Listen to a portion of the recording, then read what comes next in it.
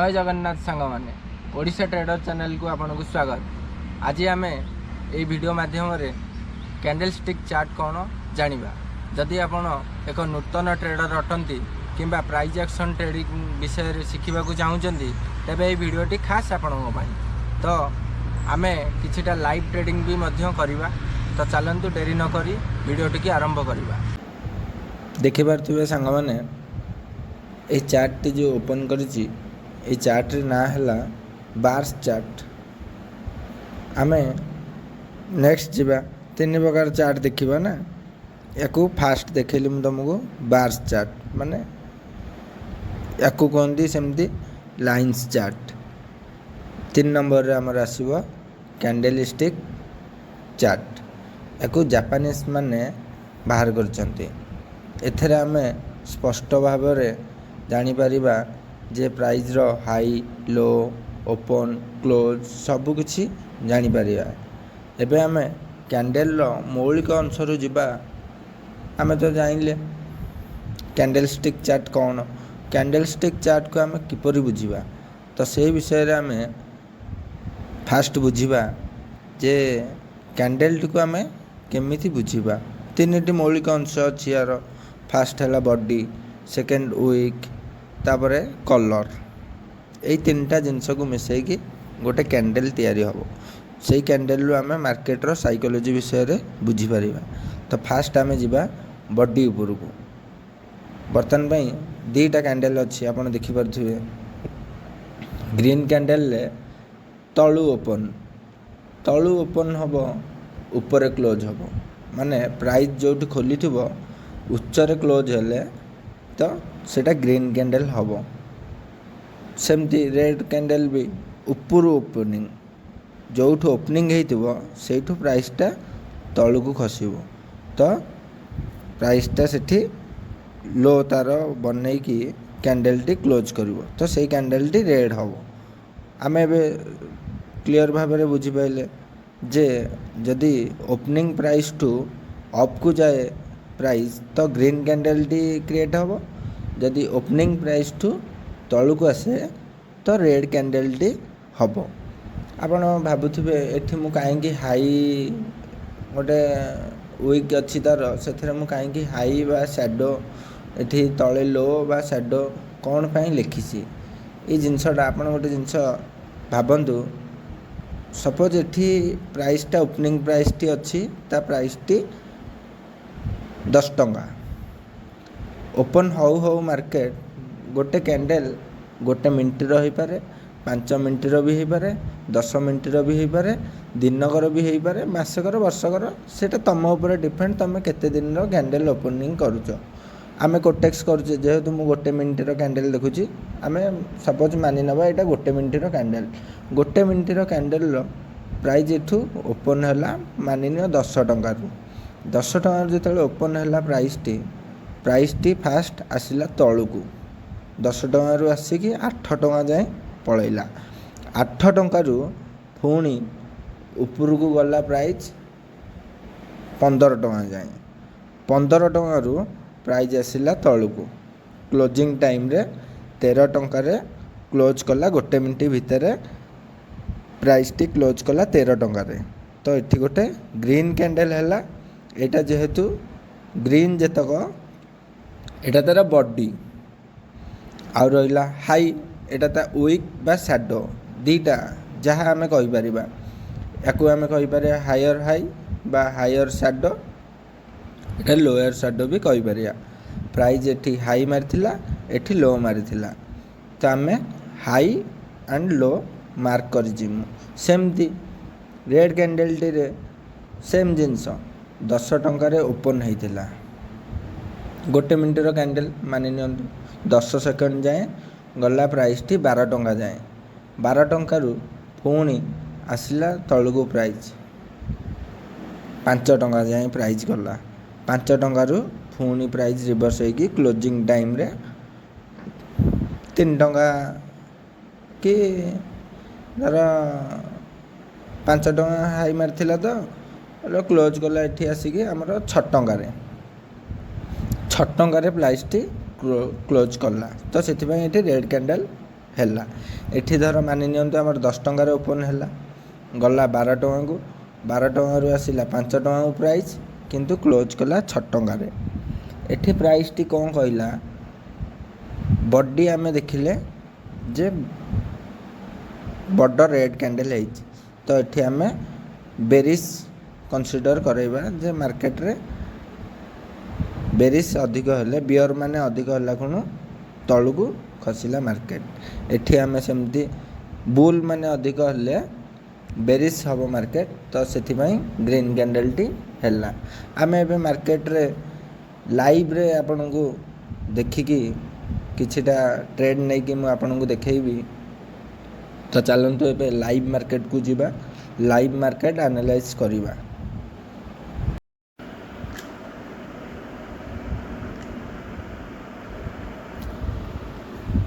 ଆମେ ଏବେ ବର୍ତ୍ତମାନ ପାଇଁ ଗୋଟେ ସପୋର୍ଟ ରେଜିଷ୍ଟାନ୍ସ ଡ୍ର କରିକି ଗୋଟେ ଲାଇଭ୍ ଟ୍ରେଡ୍ଟି ନେବା, ଯେଉଁଥିରେ ଆପଣ କ୍ଲିଅର ଭାବରେ ବୁଝିପାରିବେ ଯେ ସପୋର୍ଟ ରେଜିଷ୍ଟାନ୍ସ କେତେ ମହତ୍ତ୍ୱ। ଏଇଠି ହରିଜୋଣ୍ଟାଲ ଲାଇନ୍ ନେଇଛି ମୁଁ, ଆପଣ ଦେଖିପାରୁଥିବେ ପ୍ରାଇସ୍ଟି ଏଇ ମାର୍କେଟରୁ ସପୋର୍ଟ ନେଇଛି, ତ ନେକ୍ସଟ ଏଇଠି ପୁଣି ସପୋର୍ଟ ନେଇଛି, ତ ଏଇଟାକୁ ଆମେ ଗୋଟେ କନସିଡର କରିବା ସପୋର୍ଟ ଜୋନ୍। ରେଜିଷ୍ଟାନ୍ସ ଜୋନ୍ ଗୋଟେ ମାର୍କ କରିବା। ମୁଁ ଏଇଟାକୁ ଟିକେ ଗାଢ଼ା କରିଦେଉଛି, ଦେଖିପାରିବେ ଯେଉଁଠିକି ସ୍ପଷ୍ଟ ଭାବେ ଗାଢ଼ା କରିଦେଲି। ବର୍ତ୍ତମାନ ପାଇଁ ଆମେ ଗୋଟେ ରେଜିଷ୍ଟାନ୍ସ ପଏଣ୍ଟ ମାର୍କ କରିବା, ପ୍ରାଇସ୍ ଯେଉଁଠୁ ରିଭର୍ସ ଆସିଥିବ। କଲର୍ଟି ରେଡ୍ କରିଦେବା, ଏଇଟା ଆମର ସପୋର୍ଟ ଜୋନ୍, ଗ୍ରୀନ୍ଟା, ରେଡ୍ଟା ହେଲା ରେଜିଷ୍ଟାନ୍ସ ଜୋନ୍। ସପୋର୍ଟ ଜୋନ୍ର ପ୍ରାଇସ୍ ଯେହେତୁ ଯାଇଛି ଅପସାଇଡ଼୍କୁ, ପୁଣି ଆସିଲା ତଳକୁ, ତ ଆମେ ନେକ୍ସଟ ଅପ୍ ଟ୍ରେଣ୍ଡ ଅଛି, ଦେଖିପାରୁଥିବେ। ଅପ୍ ଟ୍ରେଣ୍ଡରୁ ଏଠୁ ବ୍ରେକ୍ଆଉଟ୍ ହେଲା ପରେ ମାର୍କେଟ ଚପି ମାର୍କେଟ ଟାଇପ୍ର ଟିକେ ରହିଲା। ଏହିସବୁ ଆଡ଼ଭାନ୍ସ କ୍ଲାସ୍ରେ ଆପଣ ଶିଖିବେ। ଚପି ମାର୍କେଟ ଭଳିଆ ରହିକି ପୁଣି ତା'ର ବ୍ରେକ୍ଆଉଟ୍ ଦେଇକି ନେକ୍ସଟ ହାଇ ବନେଇକି ଡାଉନ୍ ଟ୍ରେଣ୍ଡ ହେଇକି ଆସିଲା।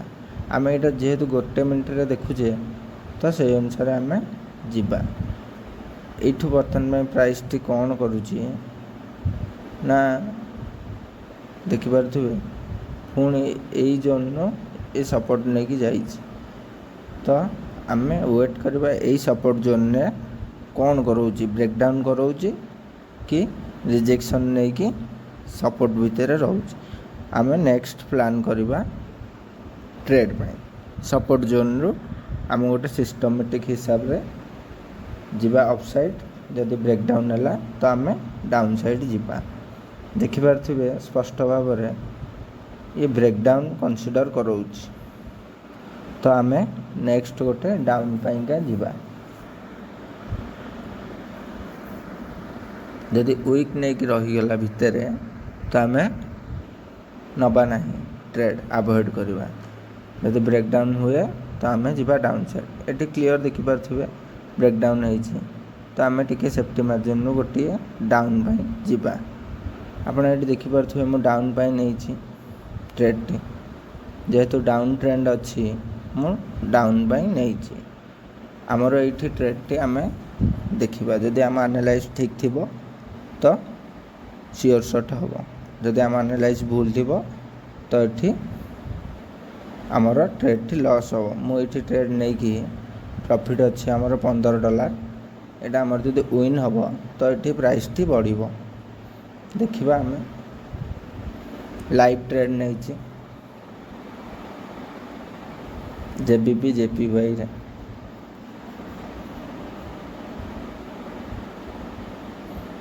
देखिपारे आमर सियोर शॉट बाहरी। आमे जदि भल से केवल सपोर्ट एंड रेजिस्टेंस को काढ़ी परिबा तो आमर विन हबार चांसेस अधिक हम। देखिपारे ये 15.82 है, तो आमे सबू बाजी तो एमती जे ब्रेकडाउन हो डायरेक्ट नहीं जीवानी ना, ଏଇଠି ଆମେ ଦେଖିଲେ କ'ଣ ନା ବ୍ରେକ୍ଡାଉନ୍ ହେଲା ହାଇ ଭଲ୍ୟୁମ୍ରେ। ଏଠି ଗୋଟେ ଭେରି ସିଙ୍ଗଲଫିଙ୍ଗ ପାଟର୍ନ ବି ବନେଇଲା। ତ ମୁଁ ନେକ୍ସଟ ଗଲି ଡାଉନ୍ ଡାଇରେକ୍ସନ୍ ପାଇଁ। କିନ୍ତୁ ବ୍ରେକ୍ଡାଉନ୍ ପରେ ଆମେ ଯଦି ରିଟେଷ୍ଟ ପରେ ଡାଉନ୍ ପାଇଁ ଯିବା ତ ସେଇଟା ଆମର ଡବଲ୍ ସିଓର ହେବ ଯେ ୱିନ୍ ହେବାର। ଏଇଟା ମୁଁ ମୋର ସିଓର ସଟ୍ ପାଟର୍ନ ଗୋଟେ ଅଛି ଷ୍ଟ୍ରାଟେଜିରେ, ମୁଁ ଏଇଟା ଗଲି ଡାଉନ୍ ପାଇଁକା। ତ ଆମେ ଏଇଭଳି ସପୋର୍ଟ ରେଜିଷ୍ଟାନ୍ସ ବାହାର କରେଇକି ଆମେ ଟ୍ରେଡ୍ ନେଇପାରିବା। ଇଏ ଦେଖିପାରୁଥିବେ ନେକ୍ସଟ ସପୋର୍ଟ ଜୋନ୍ରୁ ପୁଣି ପୁଲ୍ ବ୍ୟାକ୍ ନେଇକି ଯାଉଛି। ଦେଖଉଛି ଆଉ ଗୋଟେ ହରିଜଣ୍ଟାଲ ଲାଇନ୍ ନେବା।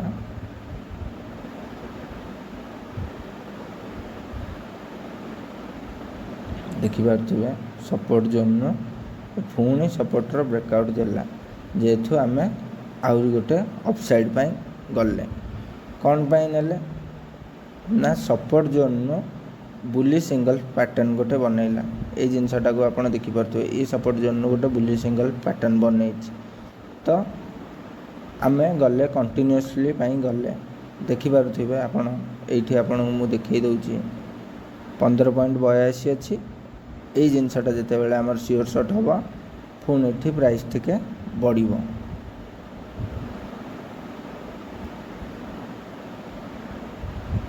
ଦେଖିବା ଆମର ଲାଷ୍ଟକୁ କ'ଣ ହେଉଛି। 3 ସେକେଣ୍ଡ, 2 ସେକେଣ୍ଡ, 1 ସେକେଣ୍ଡ। ତ ଦେନ୍ ଆମେ ସିଓର ସଟ୍ କାଢ଼ିପାରିଲେ। ପୁଣି ଆମକୁ ଲିଡର ବୋର୍ଡ଼ ଦେଖେଇ ଦେଉଛି 16.52 ହେଲା, ଯେଉଁଠିକି ଆମେ ସପୋର୍ଟ ରେଜିଷ୍ଟାନ୍ସକୁ ଫାଇଣ୍ଡ କରିକି ଯଦି ଆମେ ଟ୍ରେଡ୍ ନେବା ତ ଆମର ୱିନିଂ ହେବାର ଚାନ୍ସେସ୍ ଅଧିକ ଅଛି। ତ ଆପଣ ଏବେ ବୁଝିପାରୁଥିବେ ଯେ ଆମକୁ କ୍ୟାଣ୍ଡେଲ୍ ଷ୍ଟିକ୍ ବୁଝିବା ପାଇଁ ଟିକେ ଟାଇମ୍ ଦେବାକୁ ପଡ଼ିବ। ତ ଏଠି ଆପଣ ଡେମୋ ଆକାଉଣ୍ଟରେ ବି ପ୍ରାକ୍ଟିସ୍ କରିପାରିବେ, ଯେଉଁଥିରେ ଡେମୋରେ ବି ଆପଣ ପ୍ରାକ୍ଟିସ୍ କରିପାରିବେ, କିଛି ଅସୁବିଧା ନାହିଁ। ଆଉ ଯଦି ତୁମେ ଚାହୁଁଛ ମୋ ସିଓର ସଟ୍ ଷ୍ଟ୍ରାଟେଜି କି ତୁମ ଷ୍ଟ୍ରାଟେଜି ହିସାବରେ ବ୍ୟବହାର କରିବା ପାଇଁ, କି ମୋ ଲାଇଭ୍ ଚ୍ୟାନେଲରେ ବି ଜଏନ୍ ହେଇକି ବି ଦେଖିପାରିବେ। ଆମର ସବୁ ପ୍ରକାର ଜିନିଷ ଅଛି, ଯେଉଁଥିରେ କି ଆମେ କିଛି ନା କିଛି ଟ୍ରାଏ କରୁଛୁ।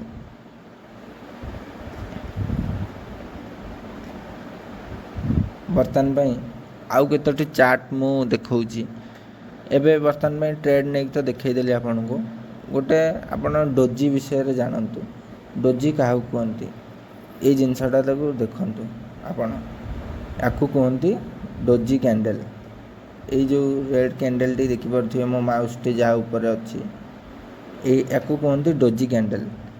ଏଇ ଡୋଜିଟା ଗୋଟେ କ୍ୟାଣ୍ଡେଲ୍, ଏଇ କ୍ୟାଣ୍ଡେଲ୍ଠୁ ଆମେ ଦୂରେଇକି ରହିବାଟା ଠିକ୍। କାହିଁକି ନା ଡୋଜି ଇଣ୍ଡିସିସନ୍ କ୍ୟାଣ୍ଡେଲ୍ ହୋଇଥାଏ, ମାନେ ତା ଭିତରେ ନିଶ୍ଚିତତା କିଛି ନାହିଁ, ଅନିଶ୍ଚିତତା। ତ ଏଇ ଜିନିଷରେ ଆମେ ଟ୍ରାପ୍ରେ ପଡ଼ିପାରିବା। କିନ୍ତୁ ହ୍ୟାମର କ୍ୟାଣ୍ଡେଲ୍ ଗୋଟେ ଅଛି, ହ୍ୟାମର ପାଟର୍ନ, ଯେଉଁଥିରେ ବଡ଼ ବଡ଼ ଟ୍ରେଡ଼ର ମାନେ ବି ବ୍ୟବହାର କରନ୍ତି ରିଭର୍ସାଲ୍ ପାଇଁ। ହ୍ୟାମର ଦୁଇ ପ୍ରକାର ହେଇପାରେ, ରେଡ଼୍ କ୍ୟାଣ୍ଡେଲ୍ ହେଇପାରେ, ଗ୍ରୀନ୍ରେ ବି ହେଇପାରେ। ହ୍ୟାମରର କୌଣସି କଲର୍ ନାହିଁ। ତ ଆମେ ହ୍ୟାମର କ୍ୟାଣ୍ଡେଲ୍ ଗୋଟେ ଆପଣଙ୍କୁ ମୁଁ ଖୋଜିକି ଦେଖାଉଛି।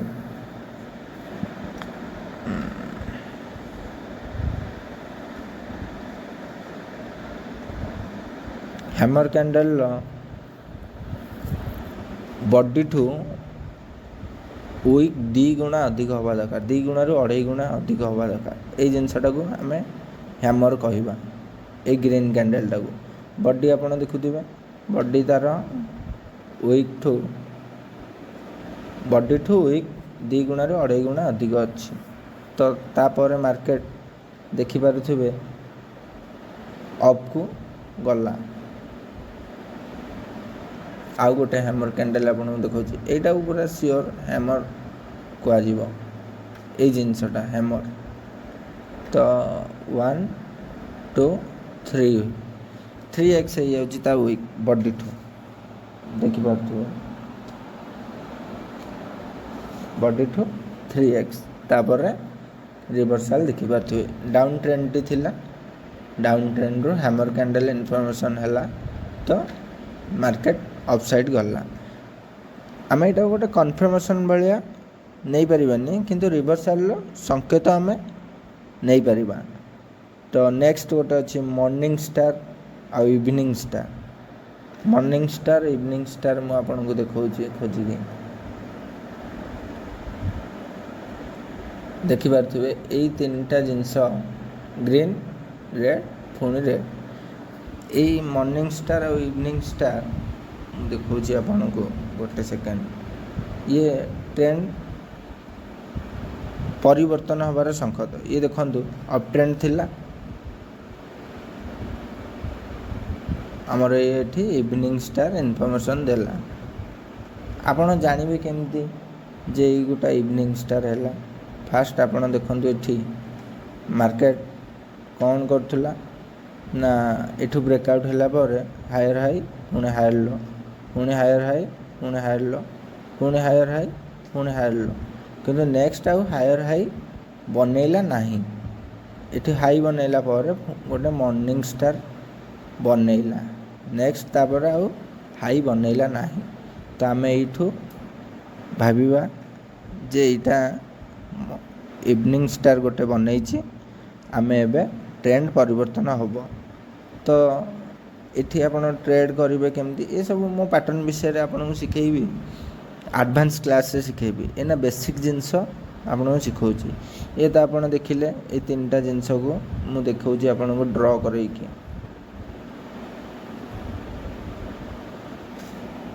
ये जो तीन टा जिनस है कलर टी चेंज करोची ग्रीन करदेवा और रहा गोटे राउंड शेप करदेवा ये जो तीन टा जिनस देखुवे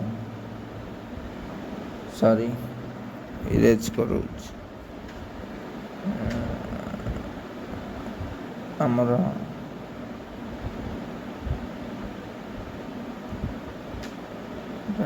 असुविधा होची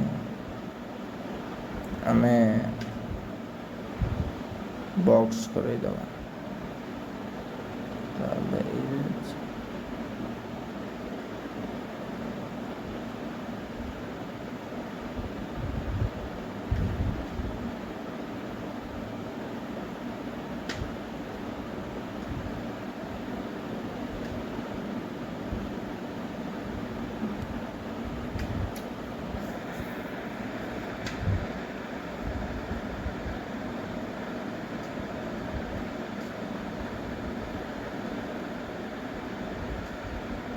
देखिपे बॉक्स भितर जो तीनो कैंडल अच्छी आपको आम कहवा इवनिंग स्टार तो आम मॉर्निंग स्टार को पुणी खोजा मॉर्निंग स्टार हम आमर सपोर्ट जोन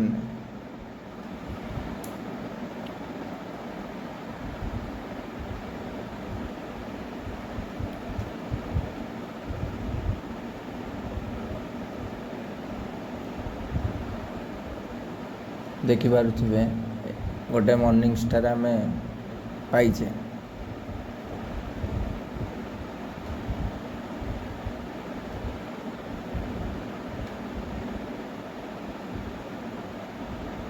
बॉक्स भितर जो 1 2 3 कैंडल रहा देखिपे ये तीन टा कैंडल को मिसेले आम आमर हम गोटे ये मॉर्निंग स्टार है देखिपे आम मार्केट केते ऊपर को गला तो सेम ये देखो ये गोटे रेजिस्टेंस ब्रेक करदेला ये भी गोटे सपोर्ट होची सपोर्ट रे भी देखो मॉर्निंग स्टार बनैला प्राइस तो आमर गला आम तो बाइनरी ऑप्शन करछे आमर गोटे कैंडल रे ही आमर प्रॉफिट आम नवा कि लॉस नवा सेटा आम बाछि दवा तो आप देखिले मॉर्निंग स्टार आउ इवनिंग स्टार आउ बुली सिंगल्फिंग पैटर्न आपको देखा बुली सिंगल आ बेरी सिंगल देखिपे सपोर्ट जोन ने हम बुली सिंगल आउ रेजिस्टेंस जोन ने हम बेरी सिंगल तो आम ଏଠି ଗୋଟେ ଦେଖିପାରୁଥିବେ ସପୋର୍ଟ ଜୋନ୍ ନେଇଯିବା। ଇଏ ଆମର ଗୋଟେ ସପୋର୍ଟ ଜୋନ୍ ଦେଖିପାରୁଥିବେ। ମୁଁ ଏବେ ଗୋଟେ ସପୋର୍ଟ ଜୋନ୍କୁ ଗଲା ପରେ ଏଠି ବୁଲି ସିଙ୍ଗଲ ପ୍ୟାଟର୍ନ ହେଲା, ଦେଖିପାରୁଥିବେ। ଏଠି ଫାଷ୍ଟ ବୁଲି ସିଙ୍ଗଲ ହେଇଛି,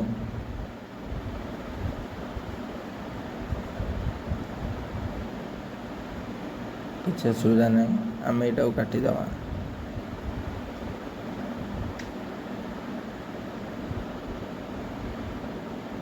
ଫାଷ୍ଟ ବୁଲି ସିଙ୍ଗଲ ହେଇଛି କିନ୍ତୁ ମାର୍କେଟ ରିଭର୍ସ ହେଇଛି, କିନ୍ତୁ ସପୋର୍ଟ ଜୋନ୍କୁ ଯାଇନି।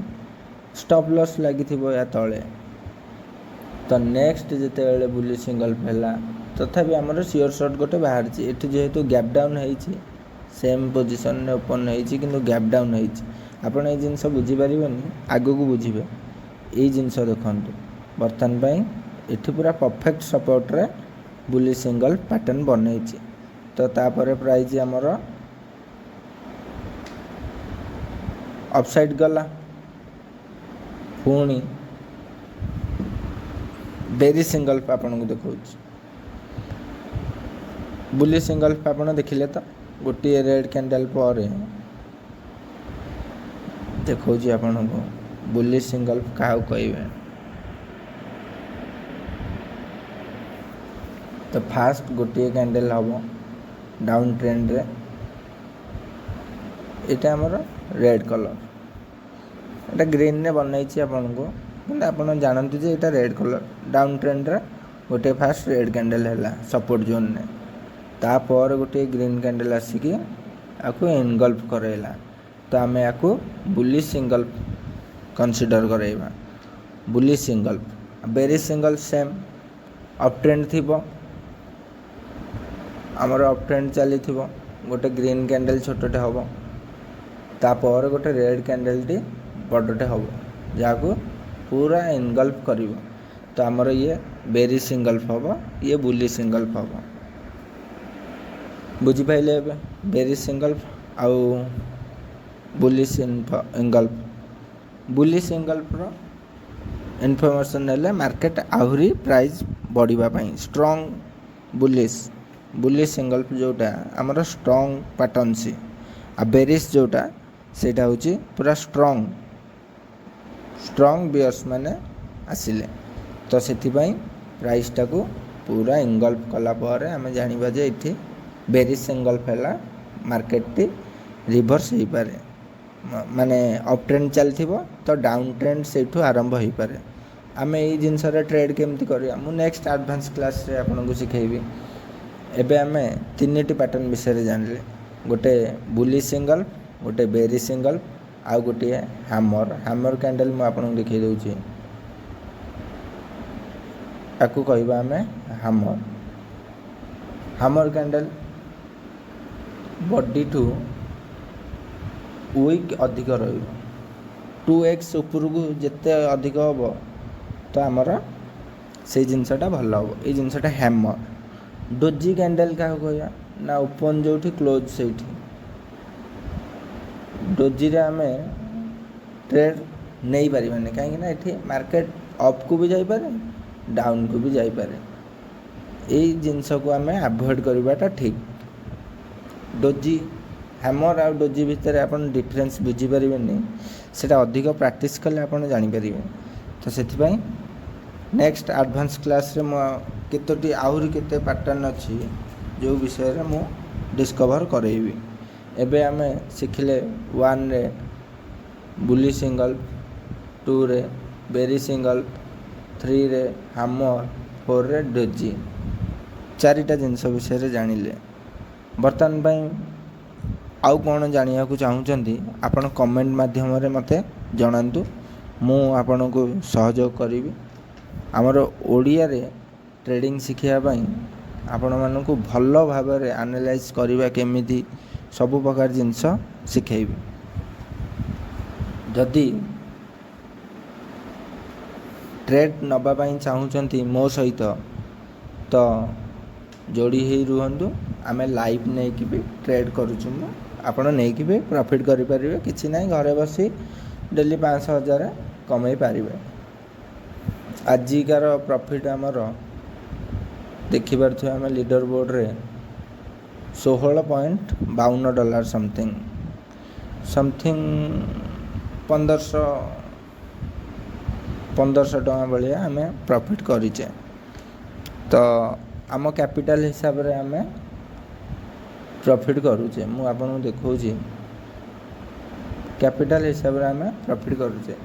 ଏଇଟା ଆମର ଯେଉଁଟା ଥିଲା 3500 3600 ଭଳିଆ ଏମିତି ଥିଲା, ଯେଉଁଟାକି ଆମେ ପ୍ରଫିଟ୍ କରିକି 5200 କରିଛେ।